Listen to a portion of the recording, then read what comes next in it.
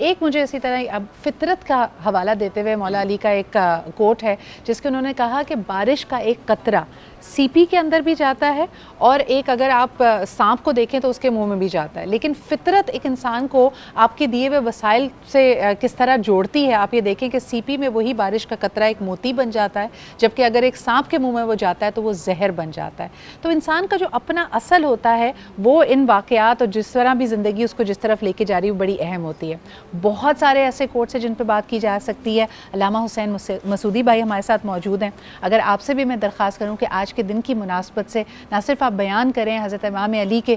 فضائل بیان کریں، بلکہ کوئی ایسا قول جو آپ کے دل کے بہت قریب ہو وہ ہم سے ضرور شیئر کریں۔ بسم اللہ الرحمن الرحیم۔ ابھی بات ہو رہی تھی، برادر حدیث کر رہے تھے، تو اسی سے بس لے لیتا ہوں کہ آپ فرماتے ہیں سلونی قبل ان تقولوا، پوچھو مجھ سے، پوچھو مجھ سے، سوال کرو اس سے پہلے کہ میں تمہارے درمیان نہ رہوں، تم مجھے نہ پا سکو، تم مجھ سے سوال نہ کر سکو۔ اور سوال کرنے والے پھر عجیب و غریب منزل میں ہیں کہ کبھی سوال کرتے ہیں، جب حضرت علی فرماتے ہیں کہ مجھ سے پوچھو تو آپ پوچھنے کے کہ میرے سر میں بال کتنے، تو اب میرے سر میں بال کتنے ہیں، سوال کرنے والے نے سوال کر دیا تو حضرت علی نے جواب دیا کہ میں اگر بتا بھی دوں تو یہ تو بتاؤ تم گن لو گے؟ میرے بتانے اور نہ بتانے کو چھوڑو، میں تو زمین اور آسمان کو، کیا ہے یہ زمین سے زیادہ آسمان کے راستوں کو جانتا ہوں۔ ابھی بات ہو رہی تھی تو آسمان پہ کوئی راستے تھے، آج دنیا نے اس کو ڈسکور کر لیا نا، اب آسمان پہ بھی راستے بنے ہوئے، جیسے آپ کی زمین پہ روڈ ہیں ایسے آسمان پہ بھی روڈ ہیں، اب وہاں پہ بھی ٹریفک چل رہا ہے۔ تو حضرت علی تو بتا رہے تھے، میں تو صرف یہ کہوں گا کہ جس کو آج کہتے ہیں کہ بلیک ہول آ گیا ہے، تو اگر وہ معراج کی بات جب ہم کرتے ہیں تو معراج کیا ہے، سدرۃ المنتہا کیا ہے،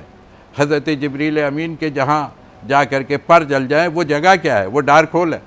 آپ اس کو ڈارک ہول کہتے ہیں، میں اس کو برائٹ ہول کہتا ہوں، کہ وہ معراج کیا ہے، وہاں سے رسول نے صلی اللہ علیہ وسلم وہاں سے سلسلے کو کیا ہے تنہا سر کیا۔ تو کوئی راستہ جانتا تھا نا، یہ تھوڑی تھا کہ جبریل امین اگر لے گئے تھے تو رسول کو میرا راستہ نہیں معلوم تھا، نہیں راستہ معلوم تھا۔ پروٹوکول ہونا اور ہوتا ہے، علم ہونا اور ہوتا ہے۔ حضرت علی کے لیے ہی بس میں کہوں، یہی رسول اکرم صلی اللہ علیہ وآلہ وسلم، یہ وہ ذات ہے کہ جو کیا ہے، جن کے سامنے ابھی بات ہو رہی تھی تو ایک چیز اشارہ کیا کہ جی ہاں، کہنے والوں نے کہہ دیا نا کہ یہ علی وہ ہے، جب کہا تھا اس کو پڑھو تو صحیح، علی ہے کیا، کوئی زحمت تو کرے، اس کو جاننے کی کوشش تو کرے، تو پھر وہاں پر وہ کہتا ہے کہ ہاں نہج البلاغہ پڑھی میں نے، اب یہ کوٹ کر رہا تھا میرا برادر، تو نہج البلاغہ پڑھا یا ان کے اقوال پڑھے یا ان کی زندگی اور سیرت کا مطالعہ کیا تو نظر کیا آیا، نظر یہ آیا کہ اس کا ایک جملے میں ون لائنر جس کو آپ کہتے ہیں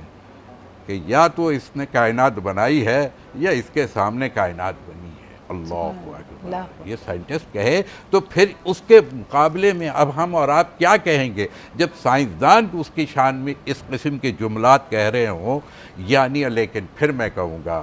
کہ رسول اکرم صلی اللہ علیہ وآلہ وسلم کی ذات گرامی، یہ علی وہ ہے، ابھی مولانا ارشاد فرما رہے تھے نا کہ یا نسبی ہوتا ہے یا سببی ہوتا ہے یا کیا ہے عطائی ہوتا ہے یا پھر کیا ہے اس کا ذاتی ہوتا ہے۔ تو اس میں کوئی شک نہیں، اگر سببی کو دیکھیں تو ان سے بہتر خاندان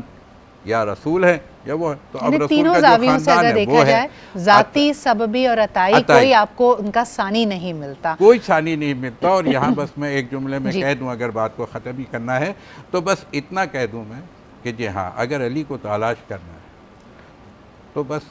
3 جملوں میں علی مل جائیں گے۔ کثیرہ میسر نشد کی سعادت، بکعبہ ولادت، بے مسجد شہادت۔ یہ کیا ہے؟ یعنی آنا دیکھ لو تو اللہ کا گھر ہے، آپ کیا ہے، اور یہاں سے اگر اس دنیا سے رخصت کو دیکھو تو اللہ کا گھر ہے۔ تو بس اب زندگی رہ گئی ہے، جس کو کہتے ہیں کہ ذاتی جو رہ گیا، وہ ذاتی کیا ہے، رسول اللہ کا گھر ہے۔ بس علی کو اگر ڈھونڈنا ہے کہیں تو یا اللہ کے گھر میں ڈھونڈو یا نبی اللہ کے گھر میں ڈھونڈو، اس سے باہر علی نہیں ملے گی۔